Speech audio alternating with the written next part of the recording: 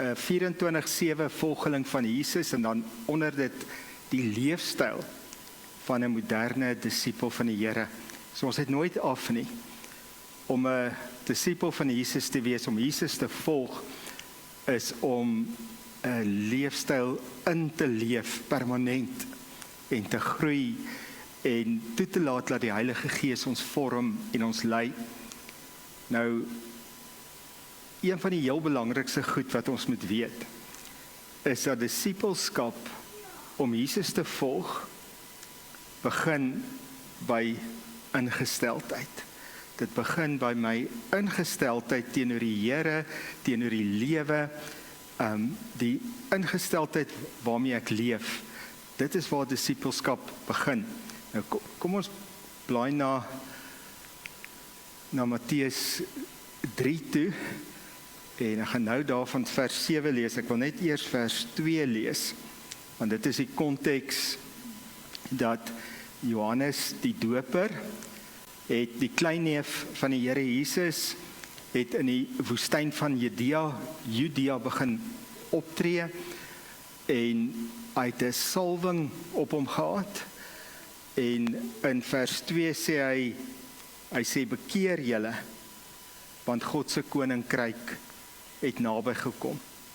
So Johannes roep die mense op om tot bekering te kom.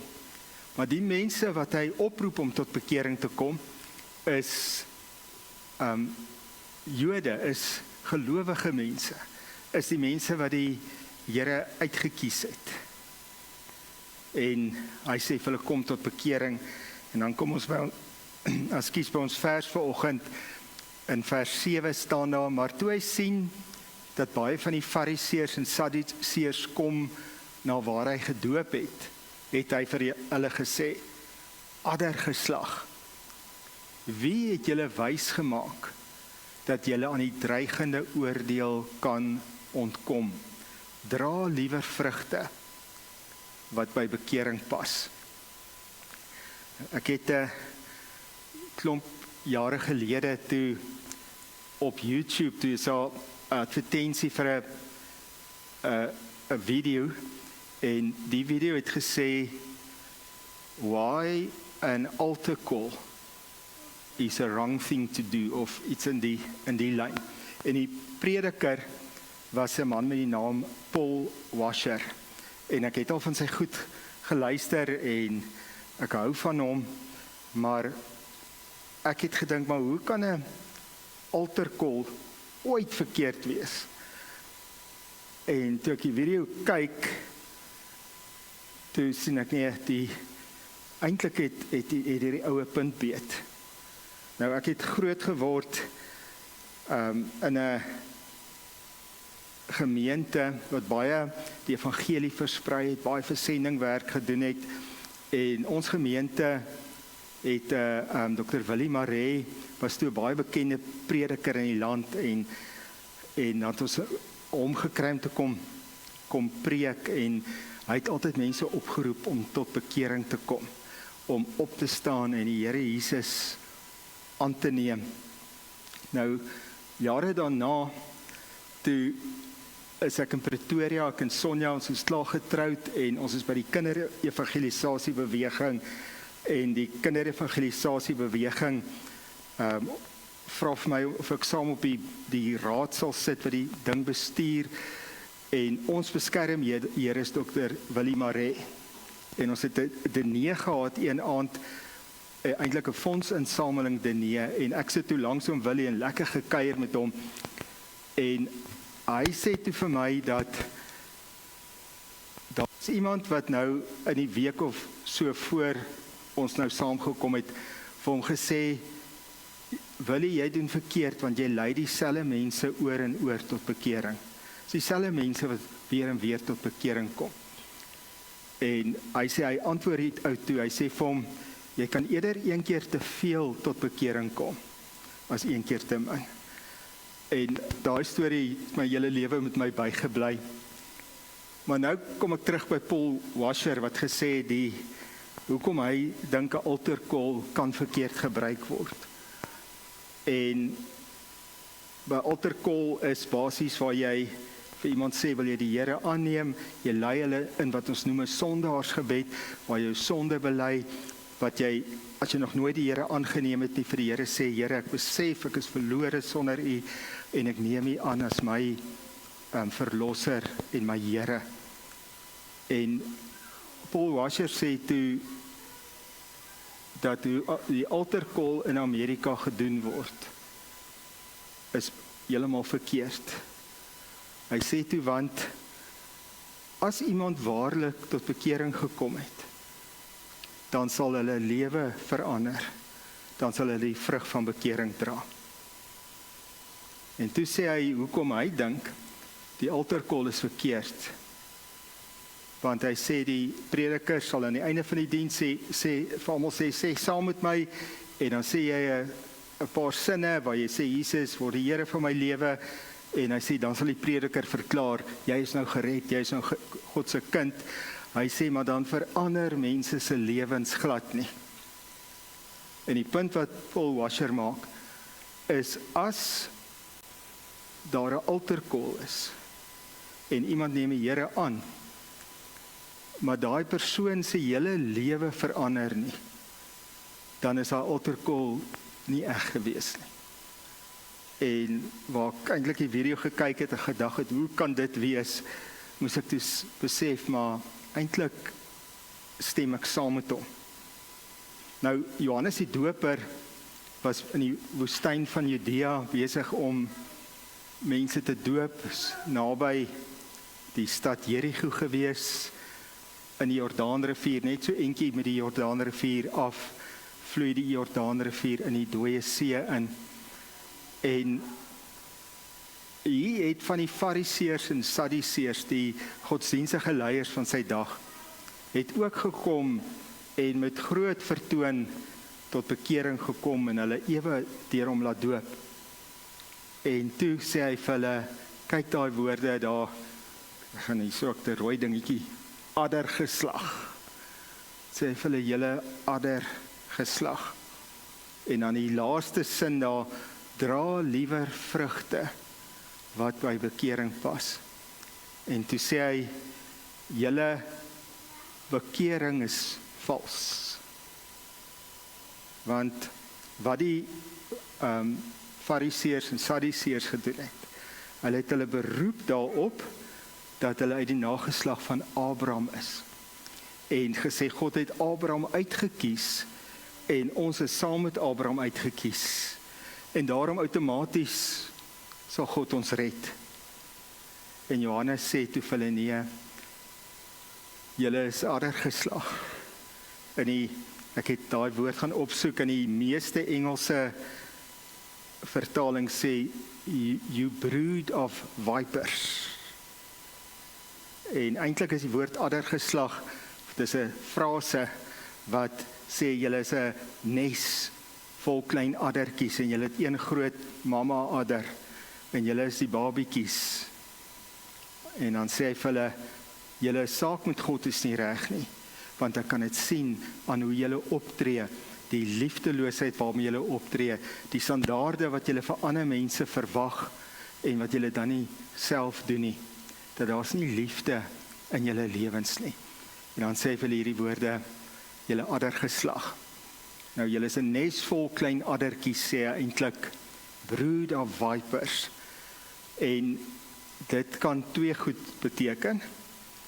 Die eerste is dat hulle het gesê, Abraham is ons vader en daarom is God ons vader. En toe sê Johannes die Doper, nee, die duiwel is julle vader, want julle is klein addertjies van die groot adder. Maar wat hierdie regtig beteken, is dat addergeslag was in die volksgeloof van die Jode, en dit is 'n baie spesifieke betekenis gehad, en ons gaan vandag daarna kyk. Nou in Psalm 58 vers 5 en 6 lees ons, en hoekom ek dit lees, is dat ons besef, dit wat ek nou gaan sê, kom uit die Bybel uit hoe die mense geglo het in die tyd van die Bybel. En hy sê, in vers 5 van Psalm 58, hulle is soos giftige slange, soos adders wat hulle doof hou, wat hulle nie steur aan die stem van die slangbesweerder nie, hoe vernuftig hy ook mag wees. So, kom ek sit, daar's 'n beter prentjie op, in die tyd van die Ou Testament, was om 'n slang te besweer 'n bekende praktyk gewees. Nou, as ons daaraan dink vandag, dan dink ons aan daai Indiese mense met 'n fluitjie. Het julle dit al gesien? En in die Bybelse tyd het hulle nie fluitjies geblaas nie, hulle het hulle stem gebruik om die fluitjie na te maak, en dit was amper of hulle die slang gehipnotiseer het. Maar kobras het na die stem van 'n slangbesweerder geluister, so jy kon 'n kobra beheer. Maar daai ronde klein enetjie wat daar lê, die adder, kon jy nie beheer nie. En toe die mense van die Ou Testament begin sê dat 'n adder is 'n slang wat hom doof hou, maar dit raak toe beeldspraak vir om hardkoppig te wees. Om die waarheid te hoor, maar nie daarop te reageer nie. Dan is jy 'n adder. Maar 'n kobra is 'n ander slang. Hy kon luister, hy kon hoor. So hulle het gedink alle slange kan hoor, maar die adder kies om nie te hoor nie. En ons sien dit, as ek so enetjie kan teruggaan, hy sê, hulle is soos giftige slange, soos adders wat hulle doof hou. Die mense het geglo, adders kan hoor, maar hulle kies om hulle doof te hou. Dat hulle nie steur aan die stem van die slangbesweerder nie. Hoe vernuftig hy ook al kan wees. En in die konteks van die evangelie kom Johannes die Doper en hy sê vir die godsdienstige leiers, julle is 'n nes vol klein addertjies. Ek is 'n begaafde prediker. Ek is een wat gesalf is die Here om Elia se mantel te dra. Maar julle steur julle nie aan my nie. Maak nie saak wat 'n salwing ek dra nie. Julle bly hardkoppig. Julle steur julle nie aan die stem van die slangbesweerder nie. En dit was eintlik 'n lekker belediging om vir mense te gee. Sien nou, ons sal iemand kry wat ongeskik eet, dan sal men sê hy gedra hom soos 'n vark of so iets. Of as mens iemand kry wat hard werk in die Kalahari waar ons gebly het, sal vir so iemand sê hy is soos 'n skaaphond. Hy soek heeltyd werk. Maar in die tyd van die Bybel was 'n adder 'n simbool gewees van iemand wat hardkoppig is. So eintlik sê Johannes vir die leiers, julle is hardkoppig, julle hoor, maar julle kies om nie te luister nie. En daar is die tweeetjies, een kon hoor en daai platte kon nie hoor nie. Hy het hom doof gehou. Nou, ek het nogal gedink, hierdie stukkie in die Bybel gaan vir die hoedspruiters interessant wees, want mense in Hoedspruit is lief vir die natuur. Ek is iemand wat glo, 'n dooie slang is die heel beste slang wat daar is, maar mense verskil met my. Maar die kobra kon luister. Soos hy vir hulle gesê het, julle is soos kobras. Dan was dit 'n kleiner belediging. Maar hy kies om vir hulle te sê, julle is soos adders. Julle maak of julle doof is. Julle bly hardkoppig. Nou, disippelskap begin by elke een wat Jesus volg se ingesteldheid. So ek kies om met 'n regte ingesteldheid te leef teenoor die Here. teenoor sy woord. En daai ingesteldheid is dat ek dadelik luister. En nie, ons moet dadelik luister en nie hardkoppig wees nie. Want iets wat ons in hierdie teks moet raak sien, dat die fariseërs en die sadduseërs was soos die klomp ouderlinge, klomp predikante. So dit is nie mense wat onverskillig gestaan het teenoor die Here nie. En nou kom Johannes en hy sê, jy kan in die kerk wees, in 'n leidende rol speel, predikant wees, pastoor, wat ook al, maar jy kan 'n ingesteldheid van hart uit hê. En as ons disippels wil wees van Jesus, dan moet ons begin by ons ingesteldheid. En my ingesteldheid is voor ek nog enige iets doen, voor ek nog enige iets sê. En daai ingesteldheid moet wees, Here, as U iets sê, sal ek gehoorsaam wees. En Jesus weet hoe swak ons is. Daarom sê ek gee vir julle 'n helper, die Heilige Gees, om julle te help. Maar ons moet nie hardkoppig wees nie. Ons moet luister na die stem van ons meester. En wat die mense geglo het in die tyd van die Bybel, is dat 'n slangbesweerder was meester van die slange wat onder sy invloed is. En net so het ons 'n meester. Sy naam is Jesus Christus. En hy wil elke dag met ons praat. Hy wil elke dag met ons praat. Dink aan daai so met 9/11, 9/11, dat soveel mense het daai dag nie na daai 2 torings in New York toe gegaan nie. Dat en een spesifieke ou het ingebel. Hy werk in daai Twin Towers en hy sê vir sy baas, ek gaan nie vandag kom werk nie, want ek glo die Here sê vir my ek moenie gaan werk nie. En die baas sê vir hom, ons sal môre daaroor praat. Maar môre het toe nie vir die baas gekom nie, want die vliegtuig het in die torings ingevlieg en die baas is dood. En agterna toe voer hulle onderhoud met hierdie ou, maar nie 'n positiewe onderhoud nie, sê maar so CNN of so 'n plek wat hom eintlik bietjie aanval. En hulle sê vir hom, nou wat maak jou spesiaal, dat God vir jou sal sê, jy hoef nie werk te gaan bo ander mense. En die man sê, toe ek glo God het met elkeen gepraat. Maar die mense wat nie geluister het nie, was nie op 'n plek wat hulle sy stem kon hoor nie. Nou, ek glo God praat met ons deur sy woord, deur die Bybel. God lei ons deur sy Heilige Gees met vrede of onvrede. As ons na die Bybel kyk, dan sien ons God praat deur profeseë, deur visioene, deur drome wat hy vir ons kan gee. God kan selfs met ons praat deur die omstandighede. Maar hy praat veral met ons deur sy woord.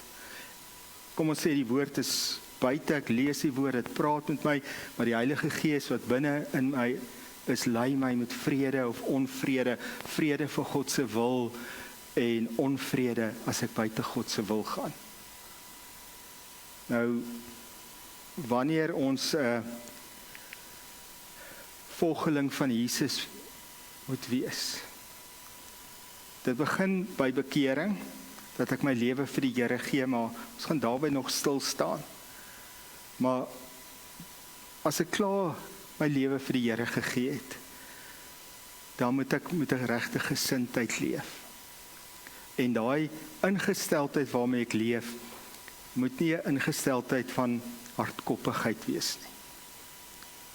Dit moet 'n ingesteldheid wees, Here, as ek U stem hoor, dan luister ek. Here, as U praat, dan is ek gehoorsaam. Here, ek lees na die Nuwe Testament hierdie jaar deur. As U daar vir my iets sê en ek sien iets in my lewe is nie reg nie, ek luister dadelik vir U. Ek volg U. Want as ons nie daai ingesteldheid het om na die stem van die Here te luister nie, dan kan ons nie volgelinge van Jesus wees nie. Dan in die eerste brief van Petrus sê hy, volg die voetstappe van Jesus na. En as ons ongehoorsaam raak, as ons harte verhard raak, as ons weet dit is God se wil, maar ek doen dit nie, dan begin ons agterbly. Dan kan ons nie meer sy voetstappe hoor nie. En dan kan ons nie 'n disipel van die Here wees nie. Maar ek glo, die Here gaan ons help in hierdie kursus en vandag, dat ons elkeen van hom kan sê, Here, ek sal nie soos 'n adder wees nie. Ek sal nie soos 'n klein addertjie wees in die nes nie. Ek sal soos een wees wat dadelik luister. Ek wil nie sê, ek sal soos 'n kobra wees nie. Ek dink nie wel is dit reg of is dit nie reg nie. Ek sal luister na die stem van my Here. Ek sal my nie hardkoppig hou nie. Amen. Kom ons staan op, dan bid ons saam.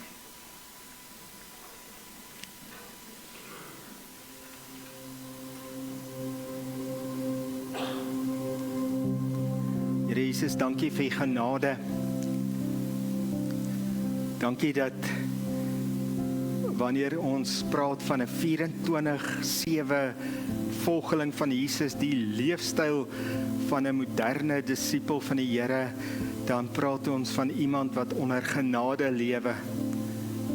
En ek sê vir U so dankie, Here, vir U genade. Dankie dat ons in die ruimte van U genade kan leef.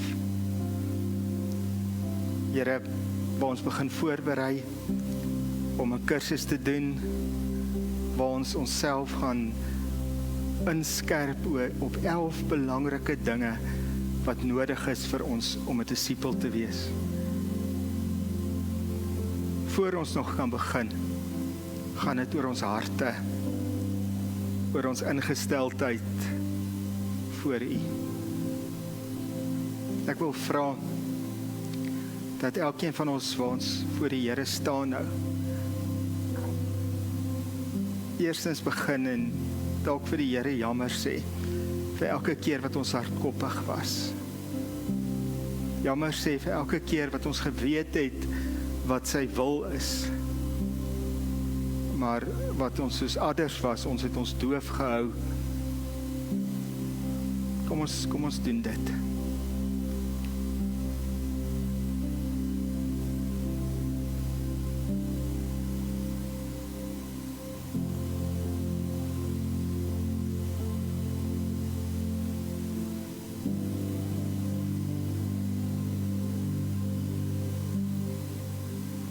Here, baie dankie vir die helper, vir die Heilige Gees wat in ons bly, want uit eie krag kan ons U nie volg nie. Ons kan net deur U krag U volg. Daarom gee U Heilige Gees in ons. Kom ons sê vir die Here, Here, ek vanoggend verbind ek my om gehoorsaam te wees aan U stem.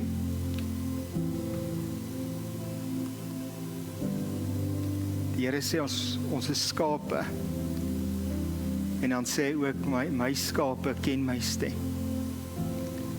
Sê vir die Here, Here, help my om U stem te ken.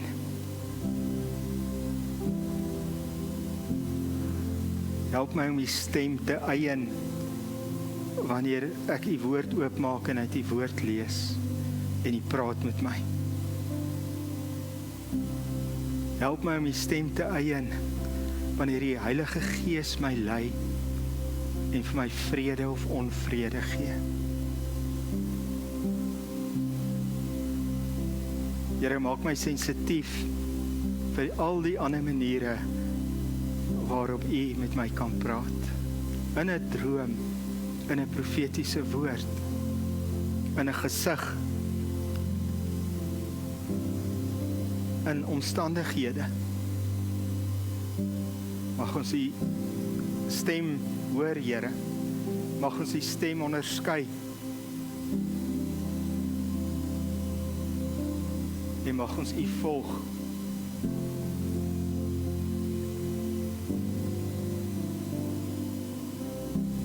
in Jesus se naam. Amen. Net voor, bly julle kan nog so 'n oombliekie staan. Almal wat gebed nodig het, kom asseblief. Julle is welkom om te kom. Ek wil net getuig hieroor. Ons het net 'n week of 2 gelede vir iemand gebid en daai persoon, die Here het daai persoon aangeraak en genees. So die persoon is toevallig hier vanoggend. So ons dien 'n lewende God.